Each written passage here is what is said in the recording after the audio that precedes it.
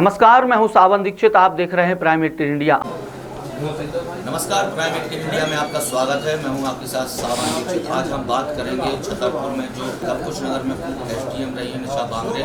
आज उनका छतरपुर में दौरा हुआ है। सबसे पहले तो आपका प्राइम इंडिया में स्वागत है। बहुत बहुत धन्यवाद। सभी देशवासियों को, प्रदेशवासियों को दीपावली की हार्दिक शुभकामनाएं। आज छतरपुर आना हुआ है, क्या मकसद है? देखिए, मैंने कांग्रेस पार्टी ज्वाइन की है और पूरे प्रदेश में मैं जा रही हूँ कांग्रेस पार्टी के प्रचार के लिए। और जो भी जिम्मेदारी मुझे माननीय कमलनाथ जी और कांग्रेस, उसके लिए मैं प्रत्येक जिले में जहाँ जहाँ जा सकती हूँ जाती हूँ। कांग्रेस पार्टी में आने के लिए और टिकट के लिए काफ़ी कसमकस करना पड़ी, इसके बाद भी आपको टिकट नहीं मिला, क्या कुछ देखते हैं? देखिए, ये तो बड़े गौरव की बात है कि इस बुंदेलखंड की बेटी को तो मेरे यहाँ बचपन बीता है। इसीलिए मैं कहना चाहूँगी कि आपकी इस बेटी को कांग्रेस पार्टी ने वो सम्मान दिया कि आप इस ऐतिहासिक पार्टी की 230 सीटें जो है मध्य प्रदेश की विधानसभाओं की, उन 230 में से 229 की घोषणा करेंगे और एक सीट होगी मेरे इस्तीफे के इंतजार में। लेकिन इस्तीफा उन्होंने तब स्वीकार किया जब अंतिम के सिर्फ एक दिन नामांकन के लिए बचा था और कांग्रेस पार्टी को जो है छुट्टियों के जस्ट पहले उसको डिक्लेयर करना पड़ा मजबूरी में। तब उसके अगले दिन जाके जो है भारतीय जनता पार्टी की सरकार ने मेरा इस्तीफा स्वीकार किया। तो ये तो बीजेपी का षड्यंत्र रहा कि मुझे राजनीति में भी आने से रोका जाए और मेरी नौकरी भी ये लोग छुड़वा दें। लेकिन उसके बाद भी काफ़ी टिकट बदले थे कांग्रेस के, आपका सीट बदल सकती थी?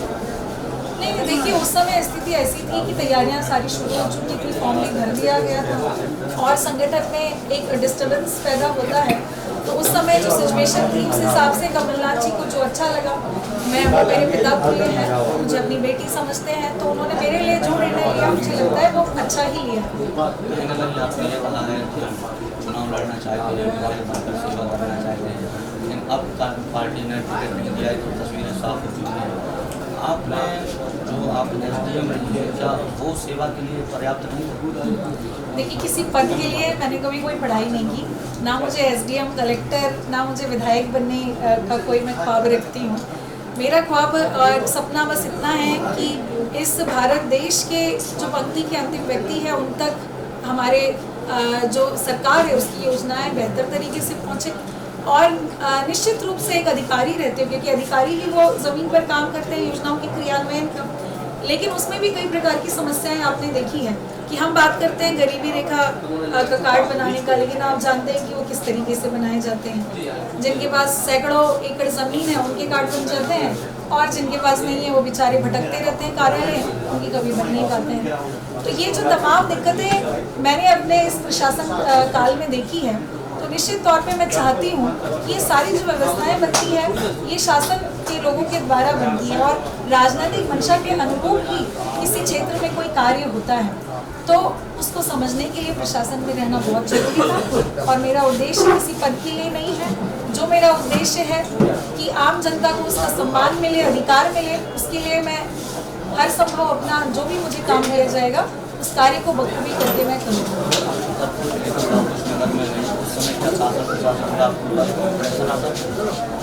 बिल्कुल। देखिए, इस भारतीय जनता पार्टी की सरकार में तो कलेक्टरों की कोई इज्जत नहीं रही। शिवराज सिंह चौहान जी हमारे मुख्यमंत्री रहे हैं, वो मंचों से कहते थे सुन ले रहे कलेक्टर। तो अगर कलेक्टर की इस तरीके से उनका ये व्यवहार रहता था तो फिर बाकियों के साथ क्या रहता है वो आपने देखा ही है। बिल्कुल, अगर राजनीति में अच्छे लोग नहीं आएंगे, अच्छी सोच के लोग नहीं आएंगे, पढ़े लिखे लोग नहीं आएंगे तो राजनीति बद से बदतर होती जाएगी। तो मैं तो सभी युवाओं से यही कहूँगी कि पढ़े लिखे लोग राजनीति में आए ताकि इसकी दिशा और दिशा को सुधारा जा सके। उमा भारती का अच्छा खासा यहाँ पर वर्चस्व लगा है। अब उमा भारती इस समय प्रचार में नहीं जा रही है, तो क्या लगता है आपको कांग्रेस को? देखिए, उमा भारती जी नहीं है, इसका मतलब आप समझिए भारतीय जनता पार्टी की जो सोच है वो महिलाओं के प्रति किस तरीके से है।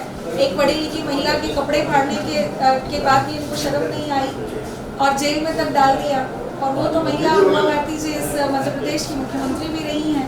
महिलाओं को सम्मान तो ये दे नहीं सकते, उनको अपमान करने का ही तरह तरह के षड्यंत्र करते हैं। मुझे लगता है कि अभी और परिवर्तन की ज़रूरत है। महिलाओं को सम्मान हर क्षेत्र में मिलना चाहिए जो कि अभी नहीं मिल पा रहा है। छतरपुर जिले में आप एसडीएम रहे हैं, यहाँ 6 सीटें हैं। पिछली बार बीजेपी को केवल 1 मिल पाई थी, इस बार आपको क्या लगता है? इस बार कांग्रेस को सारी सीटें मिलेंगी क्योंकि पूरे प्रदेश में बदलाव की बयार है और छतरपुर उससे पीछे नहीं रहेगा। बुंदेलखंड की अगर बात करें तो बुंदेलखंड में कैसा कांग्रेस प्रदर्शन करने जा रही है? मैं अभी बहुत सारे बुंदेलखंड के जिलों से आई हूँ और मुझे हर जगह वो बदलाव दिख रहा है कि मध्य प्रदेश की जनता बदलाव चाहती है, कमलनाथ जी को मुख्यमंत्री बनाना चाहती है। अगर कांग्रेस की सरकार बनती है आपको कोई बड़ी जिम्मेदारी मिलने वाली है? जो भी जिम्मेदारी मिलेगी वो पार्टी और कमलनाथ जी सभी शीर्ष नेतृत्व जो है वो उस पर निर्णय लेगा और जो भी जिम्मेदारी दी जाएगी मैं उसको पूरी ईमानदारी और निष्ठा से पूरी करूँगी। ये हैं निशा बांगरे जो कांग्रेस पार्टी के स्टार प्रचारक के रूप में आज छतरपुर में हैं और उन्होंने कहा है जो भी जिम्मेदारी कांग्रेस की मिलेगी वो पूरी करेंगे और निश्चित तौर पर उन्होंने ये भी कहा है कि कमलनाथ जी की सरकार इस समय बनने जा रही है। प्रशांत के साथ Sawan Dixit, prime minister India, Chhatarpur.